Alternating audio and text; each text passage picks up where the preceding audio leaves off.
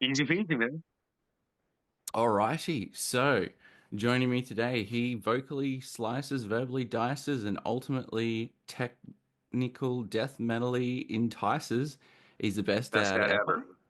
Best dad ever, and he's got a mug to prove it. I'm very, very honored to be joined by Kelly Shaefer of US progressive death metal legends Atheist. Kelly, how are you going? We made it despite the tech fuck ups. Yeah, Simon, we made it. I'm doing great, my friend, and it's good to meet you and talk with you. It's Yeah, excellent, excellent. So how things been going for you over there in the US? been a busy year. We did a Latin American tour just a few weeks ago, Mm. and just been we did a couple California shows early in the year, and been writing new music, and yeah, it's just a lot of fun, staying busy. We're getting ready to start our North American tour in a few days, and then we're coming out to Australia and to Japan. So lots of good stuff. And then Europe in September. So busy year of touring. Absolutely, mate. I mean, you're essentially covering. I'm sure a couple of people will be offended because they'll be like, "You miss me," but you're pretty much starting across the map. So you guys, so South America, walk us through a little bit about how that tour went.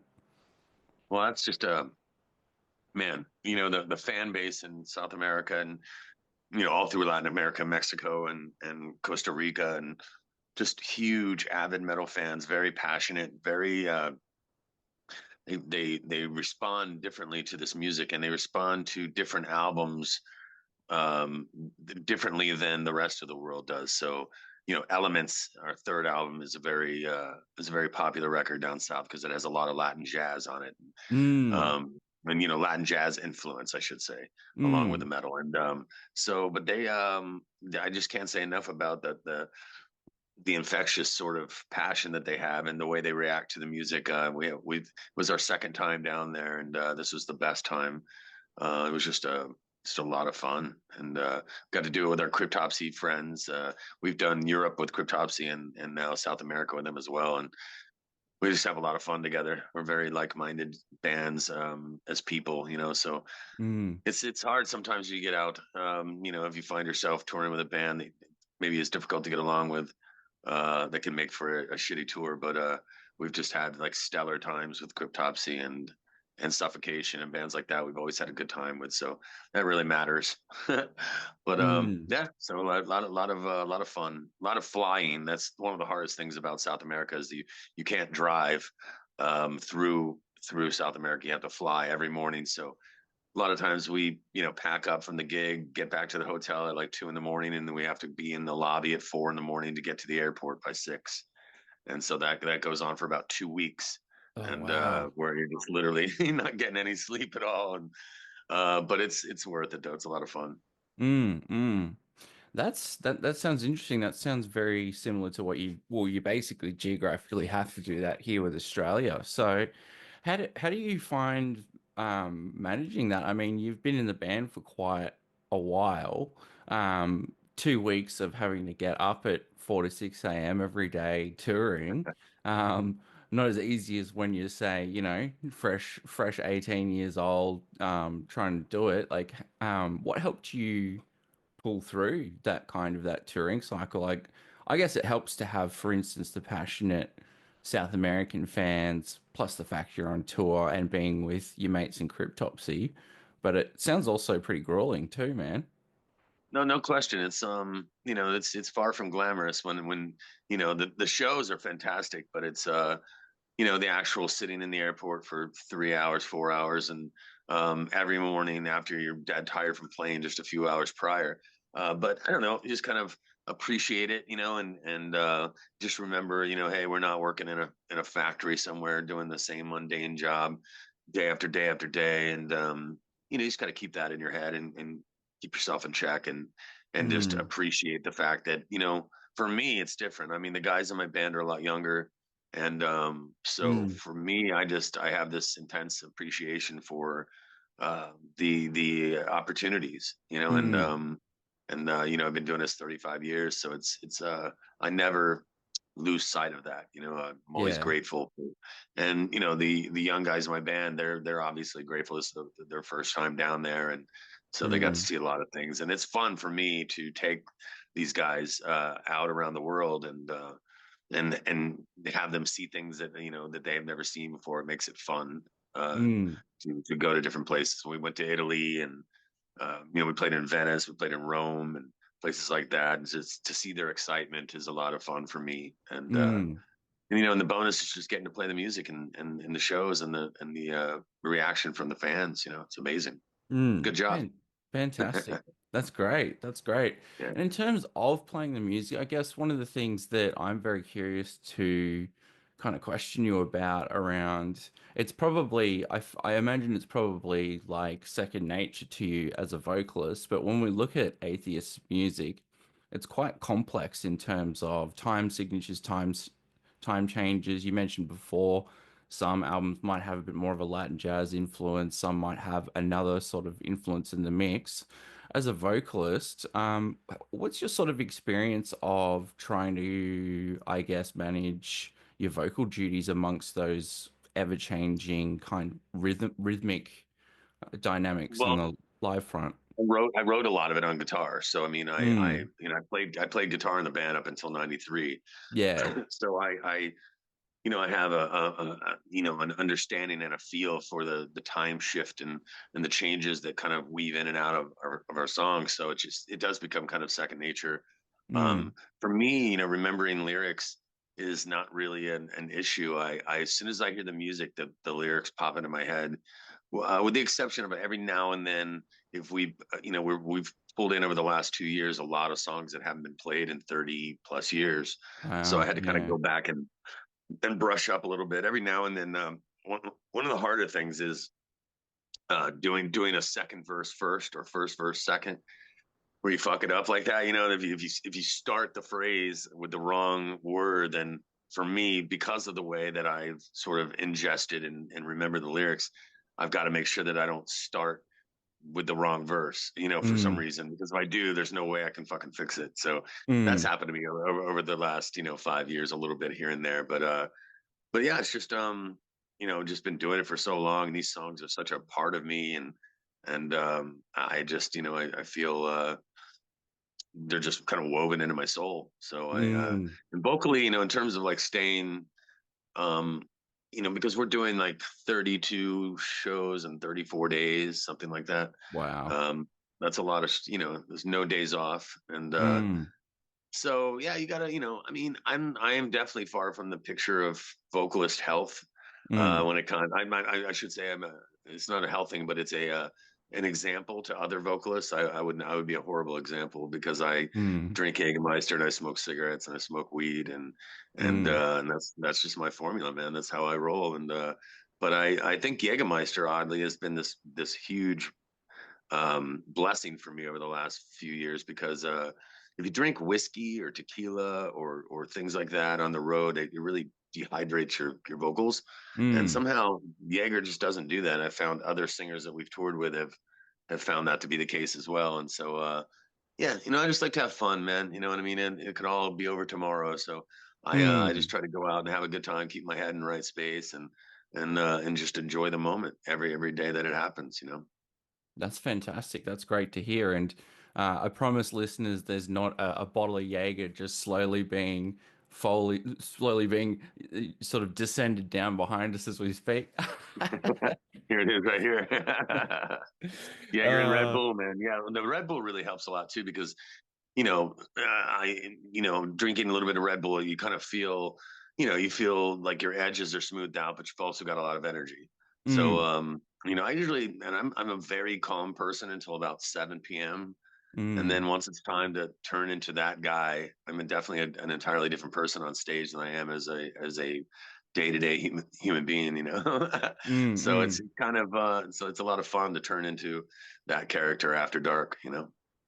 So walk us through a little bit what you mean around that guy. You feel that you're sort of stepping into a different persona basically around 7 p.m. and there's a set of around that there's a bit of set of expectations. Like how does that guy give us a bit of a sort of a mental image through words, of course, how that guy looks for you. Well, I think that, you know, there's this misconception that people that perform are never concerned about going out on stage in front of a lot of people. And Mm, that never really goes away. You know, people can pretend like that doesn't matter, but anytime, you know, I'm backstage and I hear the intro music playing and, you know, I don't even these days I don't even do sound check. I have, you know, the guys sound check for me. And because I almost feel like it's like getting in a fight, you know, and mm, you never want to go out and kind of pretend to fight. So there's really no warming up with me at all. It's like a jump into the fire and just, you know, and just turn into that guy. So when I walk out on stage for the first time, I'm seeing the crowd for the first time. Feeling the energy for the first time. And so I, you know, having a couple of drinks really kind of makes it possible for me to feel fearless, you mm. know, and you know, maybe not a good example for you know a young vocalist, but whatever, man, it's fucking rock and roll, you know. It's Yeah. Yeah. Yeah. everybody has their ways and vices to get to the level they need to get to, and you know, I've just always been a big pot smoker, and so I just find ways of preparing my brain for the different settings that each day holds. You know, I mean, Mm, one day you could be in front of 40,000 people in France. The next day you could be in front of 400 in fucking Lawrence, Kansas. You know, I mean, mm, and you gotta, you know, you just gotta, no matter two people or 2,000, you just gotta fucking kill it. And mm, you can't show fear. You know, you got to go out there and really. So that's you know the ritual for me is. I used to smoke pot before I would go on stage, but I don't really anymore. I just smoke afterwards now because I just like I said, just it's almost like having a couple of glasses of wine you know mm, to sort of make yourself feel comfortable enough to you know to get through whatever situation you need to get through. And so that's successful for me. I mean, the rest of the guys in the band all have different ways of getting themselves ready. Our bass player Yoav, he doesn't do any drugs. He doesn't take any. He doesn't have any caffeine. He doesn't eat. He barely eats sugar. He's mm, just a you know he's a really straight edge kid and he's a fiery performer, just a ridiculous player mm, and performer. And so it's really it's interesting to watch his process. mm, And you know, and the rest of the guys too. Everybody, I think you know, I've slowly pulled three of the guys into my little pregame ritual.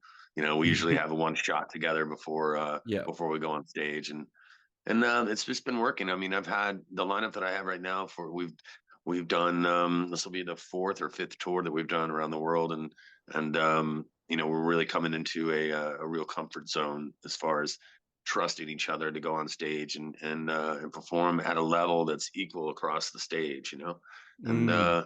just a tremendous amount of fun. Mm. So you've mentioned a few times that because you've gone through quite a lot of lineup changes over the years, and you have being relatively young. I don't blame him in one sense. I mean, anyone who's got to fill in for Tony's shoes with the material, and other bass players and there's been a lot of just I think without sitting here and charting the whole Wikipedia bar chart. There's been some chopping and changes over the years, but you've mentioned that there's been several world tours and all of those members have been there a while. Do you feel like things are in a really established space now with the current lineup? Absolutely. I'm, you know, prepared to make a record with these guys and I'd fight 10 men for each one of them. You know, I mean, I Mm, really can't say enough about this lineup. And, you know, there's been some good lineups over the years, but this in particular it just hits on all cylinders. And, mm, it just feels like a real team effort. You know, everybody really genuinely gives a shit. mm, We get along super well. There's no hostility. You know, it's really hard when you live on a bus for a month, you know, for instance, you know, in Europe, it was three bands on one bus, one from Hungary, one from um, uh, Canada, and then us, you know, so you have a lot of, you know, different sort of social cultures that you yeah. immediately have to, you know, not only personally, but as a band unit have to, you know, fall in line with. It's really difficult to find a touring lineup like that where you live in those close quarters with people you've never met before. And Mm, then by the end of it, it's just almost like summer camp, you know. Yeah. You don't when the tour's over, it's sad, and you just wish that you could just tour with those people all the time. And so that's how Mm. we ended up going to South America with Cryptopsy, because we were just like, fuck it, it'll be, we know that, we get along with all those guys perfectly. And our music is different, which I think is also really important. Mm. Because I mean, you end up with bands that sound very similar, and that Yeah. can be really fatiguing on a concert goer's ears. So I think that Yeah. Atheist has always been this like really, we've never really fit in with anybody else. There's really nobody like us, Mm. for better or for worse. I mean, we're a very unique band, and there's a lot of dynamics to our music, and that's not really often found that much in extreme metal. It's just a lot of fucking blazing speed and Yeah. ferocity, and so I think that our music lends itself to those kinds of bills, where everything is just at a super blast and super ferocious all the time. So yeah, I think that I just feel grateful. I feel grateful that Mm. after all these years, this music still matters to people, and actually matters more now than it did then. So Mm. it's interesting to watch it unfold. Looking forward to coming to Australia for sure. We've never been there Oh. before, so Oh God, yeah. And my excitement is I'm not even gonna, next question. I could sit here and gas bag for you 2 hours straight what about city are you in? Melbourne, near Melbourne. Okay, Melbourne. we're So coming yeah. there, right? Are Yep. we coming there? Yeah, yeah. Yep. Yep. You best Awesome. believe it. And So we will meet. we oh hell yeah. And Are you a we are drinker? going to, I don't know, this is a pretty hard call, but I think we're going to try our best to give the South Americans a run for their money, although I know that that is a tall order, and that's not throwing all of South America under the bus because that's a So your first Australian tour, it's been quite a time in the making. 35 years. Yeah. Mm, mm, mm. How Yeah. old are you? I am turning 36 in a month. So Yeah. So you were a I've pretty much freshly been born waiting. baby when we were first getting rolling with Piece of Time. Yep, that's it. Yep. And I've pretty much been into you guys since. But on that note, too, I think that is, you mentioned before, too, Kelly, that more important now than ever, the state of the modern death metal scene. I think that there are so many bands that would peg you guys as a direct influence. And I think around now, probably in the last 5, 10 years, is when we're really seeing a lot of bands bringing that very atheist, I can say atheistic style out. What's your sort of thoughts and observations around the current state of the extreme metal scene and the modern death metal scene? Well, I mean, back when we first started making this kind of music, one of the things that people used to ask all the time was, how do you see extreme metal progressing, and where do you see it going? And one of my biggest complaints back then in the late 80s, early 90s was that the level of musicianship was not at its peak. Mm, And I always felt like in order for this music to survive, people really need to learn how to play their instruments, learn how to mm, tune, learn how to record, and mm, and make quality music, and that's exactly what's happened. It's gone well beyond my dream for it. I mean, the mm, level of talent in today's musicians is stunning. I mean, mm, just the list of incredible musicians now is just it's almost a commonplace. and mm, uh and it's nice. I mean, but I think it's important for no, just like us. I mean, when people ask about our influences, they're kind of shocked because not a lot of them are super progressive. I mean, mm, Slayer is not a progressive band, but they were a huge influence on us in the early mm, days. Rush was a huge influence on us musically, but we combined it with our anger and sort of bitterness of extreme metal, and created this sort of hybrid thing that became our template, and just writing things to where you hear something new every time you listen to a song, even if the song's 20 years old. I oftentimes have people write me letters and say, I always find some new twist or turn when I'm listening to Unquestionable Presence or something, like things that I didn't notice before. And I think that that's important. It's like a good movie. If you watch, every time, I love Goodfellas as a movie. I think it's a fantastic movie, and every single time I watch it, I see something different. I yeah. see a part of a scene that I didn't see before. And I think that that's really important to try to make music like that. Make it a make it clever and interesting and not predictable. And that's just always been my personal songwriting pursuit. And Mm. and I try to play with guys that have that same philosophy. And so it's great, man. It's great to see. If I'm being brutally honest, it would be nice if some of the modern journalists would do their homework a little bit. And a lot of times we get left out of the conversation when Yeah. people are talking about how progressive extreme metal came to be, and you can't, you can't do that. You can't leave atheist out of that conversation, or you just don't know No, what the you fuck you're talking. really can't. Yeah. Yeah. But they do all the time. I saw recently on Loudwire there was the top 10 most progressive bands of all time, and we were one of them. But in the sort of editorial preface of the article, they were stating that Death and Nocturnus had been doing that before us, and that's just not true.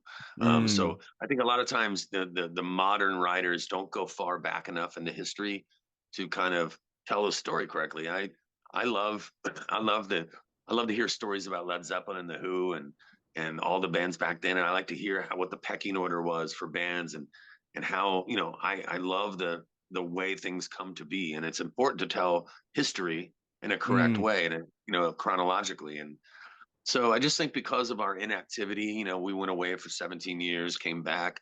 I think because of that, somewhere in there, some of the details of the history of this band and the importance of our place and what used to be a very sort of it was us, and then a couple of years later, Cynic, and then Yeah. all the huge wave of progression and extreme metal came to be to where now it's just a forest full of talent and some of the details get lost. So I wish that the stories were told a little better and all the proper old school writers they know it, and I just think it's important to tell the younger people because you can see. I want to know. I want to know who influenced Rush. You know what I mean? I want to Yeah. know who influenced Zeppelin, who influenced these bands. That really matters to me. I love to know that, and I think that probably a lot of people would too. So when I see it kind of incorrectly written about or stated, it kind of bugs me a little bit. But you know what? It's great to be included in the conversation at all. Mm. But and no disrespect to Nocturnus or Death. It's just that you know that's not the way it happened. And so anyway, I mean, everybody, it's great to see all the bands that are contemporaries, all sort of living and appreciating and sort of enjoying the success of being 3+ decades old and having people still tremendously care about our body of art, and man, it's real hard to do that. I mean, there's a lot of fucking bands in the world, a lot of hundreds of thousands of people try to start a band and try to make a record and, try to make, even have one song that somebody remembers. So the fact that we have a catalog of music that is transcending generations is, can't ask for more than that. I mean, for me, that's really kind of the currency of the music that we play. We don't make millions of dollars, but Mm. we're very wealthy as spirits and as souls. I mean, that's how I feel. I feel like some Mm. things are more important than money. And leaving Mm. leaving a mark on a generation of musicians is a huge wealth. I think. Mm. Mm. Well, your songwriting's a massive influence on me as a bassist. I'm still trying to get the tapping part right in Motherman, for instance. Um, how does that translate to today and where you are today, Kelly? Because we've been talking a bit around touring, we've been talking a bit around the current incarnation of the band as a touring unit and music journalism, where folks apparently need to do a bit of homework, and I'm noticing a bit of an eye for detail and almost a sense of spirituality in the mix too, or like your ethos around surviving the band for this long. What are your thoughts around current material? Are you guys working on? Are there things in the works around what's ahead in terms of material? Oh So I yeah, believe you yeah. We're guys are in the songwriting process at the moment, yeah? We are, yeah. Yeah. We've got a tremendous amount of ideas, individually, but collectively we put together about 6 or 7 songs, and and what I try to do, I think it's really important, and I touched on this on a couple of interviews over the last few months, that people have to understand that almost no band has all the original members. So people got to get over that. On the internet, everybody just fucking hems and haws about, oh, it's not the original guys. It's like, it's not with Metallica, it's not with Priest, it's not with Maiden, it's not, no one. And you'd be Mm-hmm. hard pressed to name me one band that has all the original members still the same. Not Anthrax, not anybody. So Mm. it's you have to trust this, the main songwriters of the band, and myself and Steve Flynn, Roger Patterson were the real core of Atheist, and I more than anybody understand their contributions and their philosophies and templates for what constitutes an atheist song, and being a Mm. guitar player myself, and being in on writing a lot of that guitar stuff. I need people to trust me to pick the right guys to be in the band to make a record with. And I couldn't have picked a better bunch of guys. I mean, the guys in this band right now are they each have their own individual bands that are tremendous. That have albums out, and they each have these different qualities that I find, as a songwriter, as an arranger and a songwriter. It's almost like somebody giving you all these brand new colors to paint with, and different Mm. kinds of brushes to paint with. And that's how I feel like I have this tremendous palette of talent right at my fingertips, so they can play anything I can think of. Even if I can't play it, I can explain it to them, and they also have a different level of knowledge than I have. I don't read music. I learned everything by ear. So I Mm. have a I have 4 hours of just recorded riffs. I record to on a nice little studio setup, Yeah. and it's so that way I can play both guitar parts that I have in mind for whatever the song is that we're working on, and even in some instances drums. But a lot of times I'll record it to a click track, send it to the drummer, and then let him react. And then when we get together and we get in a room, then we can really kind of fine tune everything. And what I've found is that it's just there is I have a huge understanding of the quality level that Atheist needs to be at. So with that said, though, all of this new material, much like every single Atheist album, is different. So there's not Mm. two Atheist records that sound identical at all.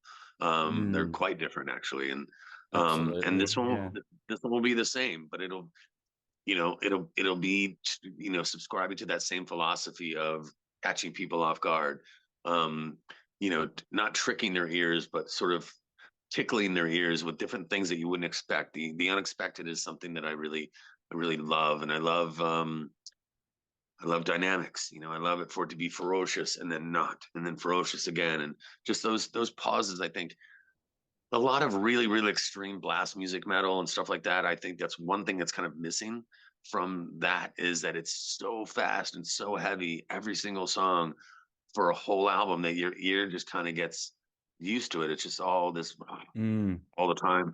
When you don't realize how loud or fast something is until it's quiet and slow. What I Mm. mean? So when you combine those two things, it sort of amplifies the extreme level of music.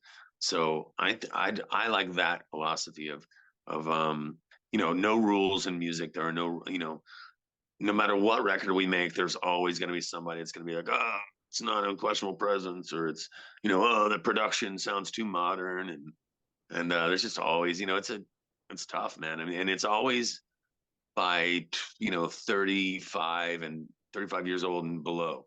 They're always the ones bitching about the production, but they can't understand. I see a lot of people talking about the new Dark Angel, for instance. Mm. The production is this and that. Well, the guy that mixed that record is Mike Frazier. Mike Frazier is an incredible fucking. He's mixed, Aerosmith, Pump, all the Metallica records, AC/DC. The man knows how to mix a fucking record. So whatever it is you're hearing that you're seeking from the Dark Angel record, maybe you just don't understand. I mean, Yeah. that we can't go back to 1991 and go back into those, to that level of technology where it was then to now. Even in a live setting, back in the day, we never played with triggers on our bass drums, Yeah. but technology sort of lent itself to the clarity that triggered drums bring to a mix. Mm. And all that, the speed of double bass, um, was very difficult to hear back in the day. When you listen to Fight Fire with Fire from Metallica, or even Angel of Death from Slayer, the bass drums are that, and there's a lovable quality about it, where they don't sound exactly the same. Well, with the trigger in a live setting, we've fought that for a while. We didn't want to do that, but we found that, if we didn't do that, our sound would be inferior to the bands that we were playing with live. And so Yeah. what we've done is sort of incorporated part trigger, part real drums. And so Right. you're getting the quality of a real bass drum, and then you're getting the trigger for the definition. And so that Nice. we really found a real sweet spot with that. Our drummer Dylan Marks is incredible, and he plays these songs too with a different level of power than Steve Flynn ever did. Mm. No disrespect to Steve at all. It's just Steve is 5'7". Dylan is a big kid. He's more of a Bonham kind of drummer, like big, Mm. powerful, hits very hard. So Smacking it. one of the Yeah. things that I really enjoyed about playing with him is that he's created this more muscular sound of these songs that people have been listening to for decades. And in a live setting, I think a lot of people walk away going, "Holy shit! That was way heavier than I ever heard it on the album." I mean, the technology has lent itself to our music because of all the little things that are in there. In the 1991 production, you can't really hear everything. You can't hear all the little things. And in a 21st century sort of live scenario, you can really really hear everything. And guitar sounds are higher quality, drum sounds are higher quality. So it's lent itself to make the songs sort of have a new life. And so getting in the studio, and writing new stuff is, I guess in closing, what I was trying to say is you just got to trust me. I know what Atheist should sound like. And if everybody, just allows that to happen, and you're not going to get a repeat performance out of us. You're going to get something new, and it might take you a couple of years to get used to it, but that's the way it was with Piece of Time and Unquestionable Presence. It took 15 years for people to go, fucking finally. Oh, wait a minute, I understand now. I mean, Yeah. all those little things. Back then it was, when it first came out, it was not that well received, and people were Mm. very confused by it. So it's really refreshing to go out now and in this generation, and and get the love and appreciation from a lot of young bands, and it's nice. So sometimes nice to be the old guy. Yeah. On that topic too, I think there's a lot of people who are listening because you guys have been around for so long. You do have cross-generational appeal. For instance, like I'm a millennial, you will probably have a lot of older folks, younger folks, across Oh yeah. generations at shows, and a bit of an interesting mix. I think you've answered it in multiple ways throughout our chat here, but I think second penultimate question from me for you enduring basically musicianship and touring and lineup changes on a day-to-day basis in terms of not le less, I guess, the more glamorous sort of parts and, managing some of there's a lot of stuff that goes into being a musician, right? Especially after such a long time. For you, what are some of the central things that have kept and held you going forward through so many years? And at the current moment, you're a dad, you've got that to manage alongside an incredible touring schedule. What are some sorts of things that keep you going in this band after all this time? I mean, it's playing music is like a magic power. I mean, and it, I'm so grateful that I didn't get caught up into sports when I was in high school. Some Yeah, some people excelled at sports and really had a great sort of 4 years, but then that shit went away. And yeah. so I'm glad that I stayed in my room and smoked weed and learned how to play guitar, because it's never gonna go away from me. I mean, it's Mm, always there for me every single time. Is the more I put into it, the more I get out of it. And I just have this intense appreciation for that, in itself. The art of playing music, the art of taking strings on a guitar, amplifying them. These sound waves go out to people. They hear it, they respond, and you respond to their response. And it's this fucking magic trick that happens every time a song is played, I think, and people don't think about it in literal terms like that, but it really is that way. I mean, a great example would be Rage Against the Machine. You watch from behind the stage at Rage Against the Machine, when a part's coming up that every these 20,000 people that are standing in front of them are gonna fucking explode. Their spirits are gonna explode, and they react, in a almost in a chemical reaction, and but it's a spiritual reaction, much like a chemical would be. Much like when you shake up a bottle of Coke and you open it up, the science of that, and I think that I have such a level of appreciation for that effect, that cause and effect, that I seek it constantly. I seek, trying to write things that make people fucking freak out or scratch their head, or I find great joy in that, and the key is to find other people that have that same joy, and I definitely have found it with these guys that I'm with now, and I've had it in the past with obviously the original lineup, and when we were kids, we just we were just happy to be in a band. It was just when you're 16, 17 years old, you're not really thinking about making it longer than 5 years. 5 years seems like so far away when you're 17. Um, but it's just, one of the cool things about getting older is just looking back on this body of work, and the process that led to the completion of that body of work. And yeah, there's just enough of a hunger that I'll never lose. There are a lot of guys, my contemporaries, guys that have played in bands for a long time, that gave it up, quit. And a lot of times I may have a conversation with them, and they'll be like, man, I couldn't, I had kids, and I had to get a regular job. And I go, I completely understand. Steve Flynn, for instance, as our original drummer, has an incredible corporate position, has 4 daughters and a beautiful wife and a beautiful house. And, he chose financial security, which, it's not a bad thing. Um, Guaranteed financial security over the crapshoot of playing music. And, in some instances, he was right. Financially, he was correct, because, we definitely have not made the level of money that he was able to make in the corporate world. But I think that he'd be the first one to tell you also. And we're very, very good friends. We talk a lot, usually once a week. And, he lives a little bit vicariously through me now. And I tell him about the shows, and how much people still really give a shit about this music. And it's exciting for him to hear those stories. And I love to share them with him, because, he was a part of the architecture of this music. And that, not only lasted this long, but went on to, influence a lot of really great music that I enjoy today. Bands that cite Atheist as an influence, I enjoy their interpretation, where they took what we were doing and took it even further.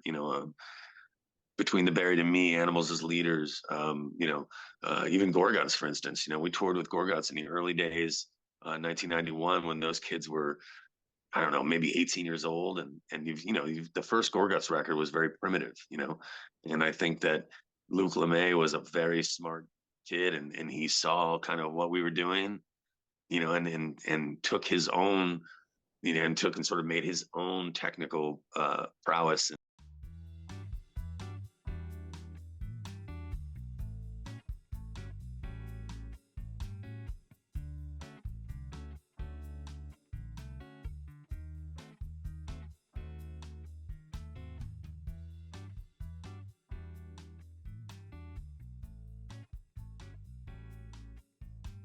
Hello, Brady from the past soon, because I am interjecting from the future. We've had to do a little bit of an intermission, unfortunately, because I am on the free version of Zoom and did not realize that there is a time limit. We got a little bit awkwardly cut off there with my conversation with Kelly. And that brings me to a bit of an announcement.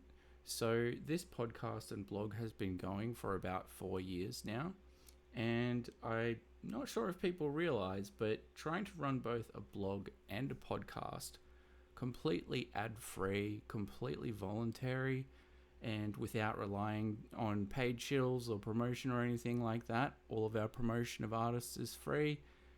All of our staff work on a voluntary basis. I myself work on a voluntary basis, and I actually invest a fair bit of money into this project, although you might be questioning that because it's not the flashiest podcast or the flashiest blog around. But actually, there's quite a bit of cost involved with this project. So what I have actually done is, as opposed to setting up an ongoing membership crowdfunding account, I've actually gone ahead and set up Ko-fi, K-O-F-I. Now, I will be releasing the link to that onto our website quite soon, and there's no ongoing tiers or anything like that. Well, there'll be tears from me, like crying tears, when I have a look at my inbox and swear to myself a bit at how many damn emails I've got. But other than that, we're not offering any kind of ongoing sub model at the moment. I recognize that we have quite a disparate and quite scattershot range of topics. So, for instance, those of you who might be, say, more into the gaming or tabletop aspect side of things, you may not be as into the music. So I didn't feel exactly right asking a subscription fee of people at this stage, especially because with the cost of living crisis and capitalism dying a slow death in the backside, actually it's quite tough for people, and $10 actually needs to be invested pretty strategically for a lot of people right now, especially on a monthly basis. So I am considering in the future delivering a subscription model, and I would have a lot of bonus content and some other features that would make it worth your while. For now, that's a little bit impractical with where I'm at and where the team's at. However, I will have capacity to do so eventually. For now, I have gone ahead and I have created a Ko-fi profile, K-O-F-I. The one-time donation is $5 Australian, which is, I don't have the maths up in front of me, about $4 US, something like that, $2.50 to Euro. It's about the price of a Ko-fi. So if you would like to support the creative industry in things like server costs, paying subscription for some of the tools that are used to create this podcast, the site hosting fees, which, things like that. If you're interested in supporting a completely ad-free and voluntary project for the price of a cup of coffee, I would be, myself and the team would be very humbled and thankful for that. You are under no obligation to. I'm not going to insert these calls to action multiple minutes long into every episode. Don't worry, it's not going to be any of those sorts of things. There'll just be a link floating around. But for now, if you would like to jack me up with iced lattes a go-go so that I can smash out some more content, just letting you know, we have a Ko-fi profile, and that's a $5 Australian one-time donation. Thank you for your support, and to everyone who has been following the podcast and the blog, thank you very much, because it's been a bit of a journey, and with things like the death of the website and me spending pretty much up to this point in the year reviving the entire podcast and blog manually. By the way, my next self-hosted episode, as opposed to an interview, I will be going through that in a bit more granular detail. So stay tuned for that. And as usual, I hope that you guys have a fantastic time. I'm going to shut up now because I'm just going around in circles. It's nighttime, as you can kind of see behind me. And the ADHD meds have clearly worn off. I will let you get back to it. Let's jump straight back into the last little bit of our conversation with Kelly Shaefer.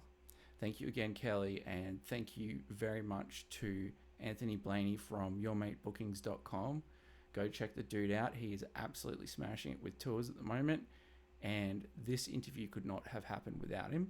Thanks, Anth, and thank you for listening. Cheers, guys. And as I always say, peace, love, and grindcore. We're as bad as each other, mate. We got cut off. We got cut off by the Zoom lady. She got decided, but that's capitalism for you, mate. This is why you support music journalism, because content creators need to be able to afford pro Zoom, apparently. Look, we haven't Well, I got. think what I was saying, I think where we left off was just you were asking, sort of how do I, sort of keep the motivation. But I think that, in closing, it's inspiring to like I said, make art that's relevant in a different generation, and that's enough to keep me. I don't know what life is like without music, so that's just Mm, kind of, it's not even really something I do. It's just kind of something I am, and so I have to be creating all the time. So it's really the scary part for me as I get older is like what happens on a day, what happens if something happens to me and I can't make music. Like yeah. that's something that I really worry about. I'd rather just go out blazing, than to wither away, and not be able to make music in the latter years of my life. So, Mm. so I'm grateful to be here, and I'm grateful that somebody gives a shit, and it's a good thing. Well, we certainly give a shit, and there's a lot of people who in Australia who give a big shit, which is a weird metaphor for me to Can't wait to use. come to Australia. I have no idea for an American guy, man. I mean, I got to tell you, I don't know what it's like for you guys to think of what it's like in the States, but I just, man, I might as well be going to another planet. Australia to me is just a land that I can't even really picture. I mean, obviously I've watched nature programs, and I have I've watched Crocodile Dundee, and Yeah. and that's, man. I mean, the American culture is so far from keeping tabs with Australia that it's kind of interesting, really. It's kind of something I've been Mm. reflecting on, like, how is it that this entire, you know, the huge fucking continent, this place, that seems like such a world away from us. But at the end of the day, every conversation I've had with somebody from Australia has just been more just more relatable than I would have expected. I don't I somehow feel like you know your country is vast and it's not cluttered. Am I wrong? Mhm. Is there Mm. a cluttered level to Australia at all?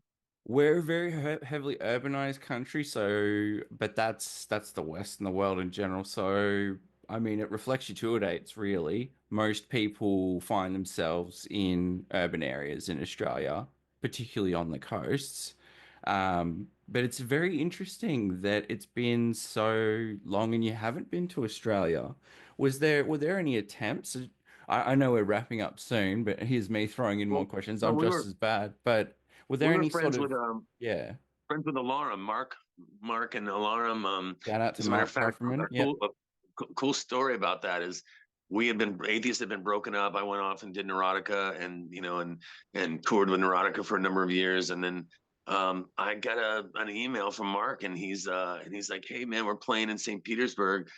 We're from Australia, and we play Piece of Time. Will you come and do Piece of Time with us?" And I had not in 16 or 17 years sang that song, and that was the very first time that I reintroduced myself to atheist music. I mean, I literally dropped it, after Wow. '93, and didn't come back until like this was 2005 or six or something Yeah, like yeah. that. So, and got up on stage, and there's a video of it on YouTube too. It's really really cool, and it was such a fun experience. And that kind of was the very beginning of the just the no, maybe people still care, about this music, and that's where I started exploring the possibilities from that. So we have that Aussie connection, with Alarum, Mm. and so we talked for years about, hey, how can we get over there and play, and it just never materialized until now. So thankfully, Your Mate Bookings, which Anthony is the main guy for Your Mate, and this guy really works hard to bring things to Australia. So he deserves a huge tip of the cap from all the metal fans in Australia. I mean, the guy's working really, really hard to it's not easy to bring an American band to Australia and get all the flights and all the travel and all the shit. And, I mean, it's a lot. Yeah. So I'm grateful to him. And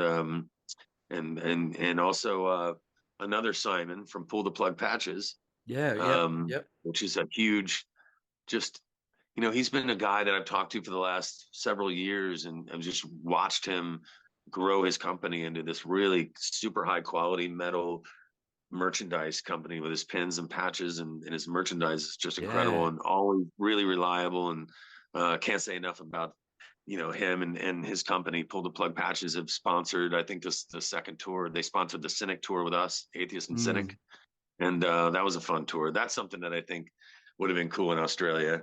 Oh Us God, playing together, yeah. Atheist and Cynic on that tour was really special because it was just truly both corners of the beginning of technical extreme metal. You know what I mean? Mm. Two different takes on it. And it was a lot of fun doing that tour and playing with that because me and Paul had been friends for forever since long before they got signed, and we have always had we've gone through the same struggle of getting people to understand our weirdness, and no matter who we play with, we're always the outcast. It's the Mm. same with Cynic. I mean, you'll have, on a festival, you'll have, out of 20 bands, you'll have like, you know, 13 of them that are really similar. And you'll have a couple of fringe acts, but then there's fucking, Atheist there or Cynic. And it's just, there's really, to go on tour, we both, I mean, we toured with Candlemass and then we toured with um, um, Cannibal Corpse and Benediction. So three completely different kinds of bands because there was really no one for us. So that tour with Cynic was really nice. I remember on a couple of occasions just telling Paul, wasn't it nice to go on stage knowing that everybody knows what they signed up for tonight? You know what I Yeah. mean? Nobody's coming to see Atheist and Cynic and wants any kind of knuckle dragging, fucking old school, mosh Yeah. pit metal. I mean, Yeah. they came with a brain and they're ready to fucking soak it in, and that was a lot of fun, man. It was a very liberating feeling. It was probably the only time that me and Paul have ever felt that kind of comfort. Like, all right, you know, this is a world that everybody was well versed in what was about to happen because I mean we both went through getting yelled at and booed and all that shit back in the days. It was really really tough to Mm. to stand on stage and play music you're proud of and have people go, "You fucking suck," because we were playing 100 miles an hour, Mm. Mm. all the time, and we Mm. weren't, as brutal and sort of murderous as all of our contemporaries, and it was tough, man. It was tough. So, it all played out in the end, and it makes me so happy to see Cannibal Corpse just crushing at a huge level, Obituary crushing at a huge level. Just so proud of the alumni, of Mm. Florida bands and Deicide as well. I mean, just the endless list. Everybody made it to the finish line. You know what I mean? It was like a Yeah. marathon, and most all Malevolent Creations making a tremendous comeback as well. And Yeah. yeah, just the list of Florida bands that really persevered, and why Monstrosity Yeah. still cooking it. I mean, just God, I just can't say enough about all the bands, and then everybody found a place on the mountain. You know what I mean? And it's all in different places, but it all is the same mountain. The mountain of sort of extreme metal, and I'm proud to be on it. Hell Awesome. yeah. Love it. I love it. And this has been for me, again, I don't want to fanboy too hard. This is a life-altering opportunity for me, and I Thank really you, man. appreciate the time and It's the depth humbling. that you've taken to chat with me today. Atheists are a massive, massive influence for me. You Thank mentioned you. before, it's very interesting because a lot of the times when I'm interviewing bands, especially established bands, they can recant their last tour. You kind of don't know what you're in for, and I almost don't want to give away too much. But look, I'm just gonna say, all of us, me included, I mean, I'll tap out 2 minutes in the pit because I'll be gassed because I'm not fit. But um, I think what you can expect, Kelly, is that very South American, as you said, that flavor of we have all been waiting a long time for this. I mean, even I've been waiting decades. There are others that have been waiting as long as I've been alive, if not longer. So I think it's a little bit of a role reversal here. And I just want to offer for you, as an Australian, you'll see the Alarm Boys cutting sick in the pit, of course. And big, big, big shout out to Anthony from Your Make Bookings again.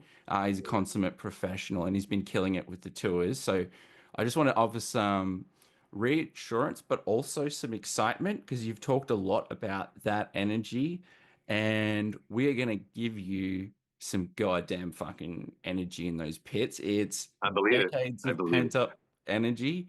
Um, and look, I just That's think, only going to make us more on fire. You know, I mean, I hell think the yeah. one thing that I want to get back to that is that I promise we're going to play those songs with surgical precision, and coupled with the the loudness of it all, it's gonna be a nice little explosion between you guys and us. It's gonna be Yep. awesome.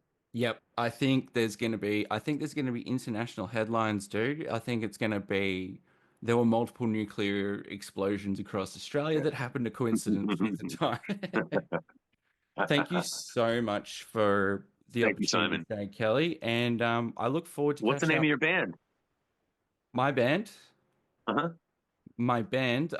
well, my band doesn't have a name at the moment. I'm doing a sort of a post-rock thing at the moment, Cool. and my podcast is in a strength check podcast. In terms of bands, I've got some band stuff going, and it's You're a bass interesting. player, though, right? Yeah, yeah. Yeah. Mm. So do you play? Um, Do you play a four or a five? Or... 4, 5 fretless, yeah. And you Oh, cool. guys are a massive, massive influence on me, especially the Cool. Tony Choi era stuff. So I actually have you guys to thank a lot on the bass department. So I'm gonna I'm curious be, about. I'm curious. I want to point something out as per our conversation. yeah. What era do you see as the Tony Choi era? Uh I think it's just me losing steam and the first thing that comes to mind, but And what I'm saying is like, so a lot of people don't realize that, and this is in no way a disrespect to Tony, but Unquestionable Presence was 95% written by Roger Patterson, those bass lines. mm, So a lot of, Tony recorded those bass lines 8 weeks after Roger died, but Roger mm, Patterson really, it kind of gets lost in the shuffle of appreciation as well when it comes to the catalog of Atheist. And you as a bass player, I was just wondering whether you were going to say Unquestionable and Elements, because the great thing mm, about Tony Choi was I mean, aside from his ability and his talent, was just his knack of rhythm. And when we wrote Elements, it was in a very short period of time, and yeah. so he really worked with, actually, Josh Greenbaum is the drummer on that. We're getting ready to hopefully see him in Hawaii. We're coming to Hawaii right before we come to see you in Australia. And but anyway, he was able to kind of take that, that's where that Latin jazz came from, was Tony Choi.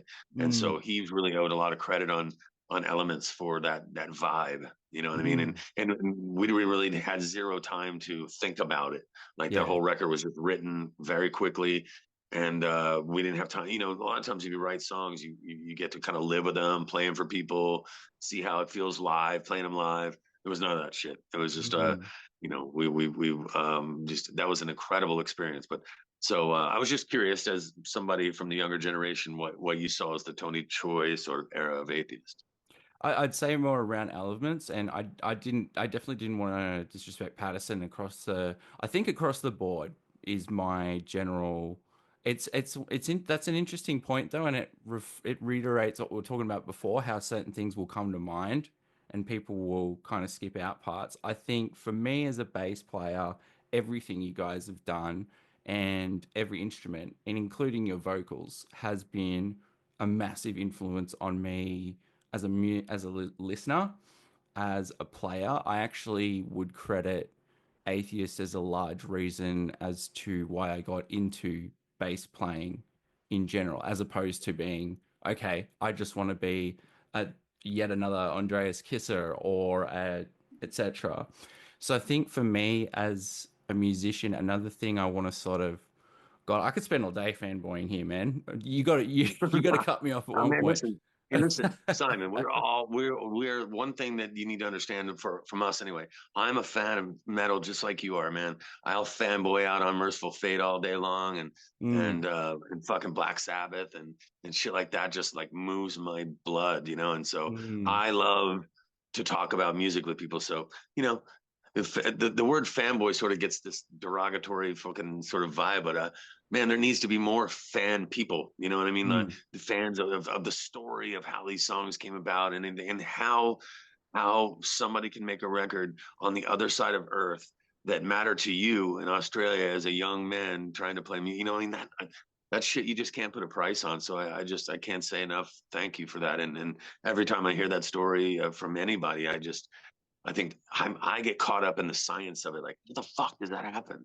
You know, yeah. how do you how do you make a song in Sarasota, Florida, and then 35 years later talk to somebody in a completely different part of the world, and then hear their story of how they discovered it and how it mattered so much to them that it made them want to play or whatever the story is.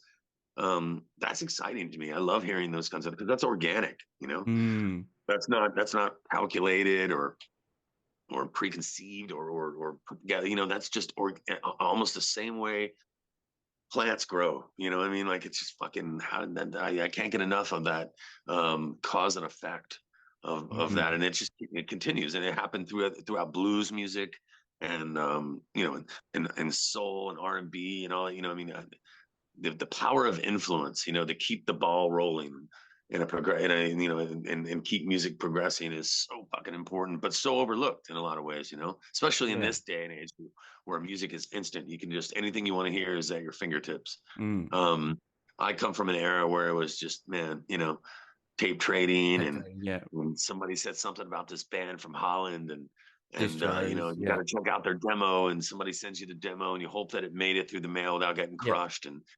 so, but so those are all things that I really, really love, and I could talk about forever and ever. So I'm a fanboy as well. Awesome. You are all gonna cop. I think everyone in the band's gonna cop a lot of fanboying from all angles. Yeah, the derogatory term, but that influence and that appreciation, I think expect a Thank you, lot of man. conversations around that in the flesh too. So I can't wait to meet everybody in Australia. Please don't be that guy that's afraid to come over and say hello because I'm not on tour to fucking hide out. I like to meet people and I like to hear stories and have fun. So, and the whole band is that way. We're very we very much love to meet everybody. So I look forward to meeting everybody. It's gonna be a real journey for us that we'll never forget. So thank you for having us. Thank you to Anthony and Your Mate Bookings for making it happen. And thank you, Simon, for spreading the word. You know, appreciate it. fantastic. Awesome. Thanks so much for the chat, Kelly. I'll let you get on My with your pleasure. evening, and All right, I will cheers. see you. You'll see me running around the pit like a See you in headless a few chicken with the weeks. rest of us. Yeah, hit me up the day before, man, and so I can make sure that we get together. Okay. For sure. Absolutely. Look All right. forward to it. Cheers, Simon. Thank you Thank you, so my much, friend. Kelly. Cheers, Cheers, mate. man. Bye.